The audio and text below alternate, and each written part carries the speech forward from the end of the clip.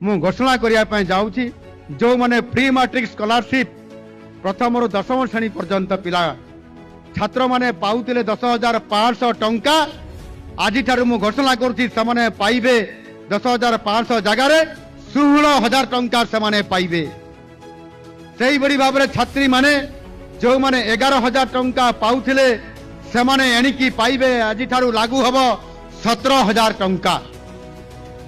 ଏବଂ ସେଇଭଳି ଭାବରେ ପ୍ରି ମାଟ୍ରିକ ସ୍କଲାରସିପ୍ ଯୋଉଟା ପ୍ରଥମରୁ ଦଶମ ଶ୍ରେଣୀ ପର୍ଯ୍ୟନ୍ତ ଯେଉଁମାନେ ଅନେଶା ହଷ୍ଟେଲରେ ଯେଉଁମାନେ ରହୁଛନ୍ତି ସେମାନଙ୍କର ପାଇଁ ଛାତ୍ରମାନେ ପାଇବେ 11,000 ଟଙ୍କା ଯେଉଁମାନେ ପାଉଥିଲେ ସେମାନେ ପାଇବେ 17,000 ଟଙ୍କା ଅର୍ଥାତ୍ 6,000 ଟଙ୍କା ବୃଦ୍ଧି ଏବଂ ଛାତ୍ରୀମାନେ ପାଉଥିଲେ ଯେଉଁମାନେ 11,000 ଟଙ୍କା ସେମାନେ ମଧ୍ୟ ପାଇବେ 17,000 ଟଙ୍କା। ଏ ସୁବିଧା ସେମାନଙ୍କୁ ଆଜି ଠାରୁ ଘୋଷଣା କରାଗଲା। ଏହି ମଞ୍ଚରୁ ସାରା ଓଡ଼ିଶାର ଛାତ୍ରଛାତ୍ରୀମାନେ ପାଇବେ।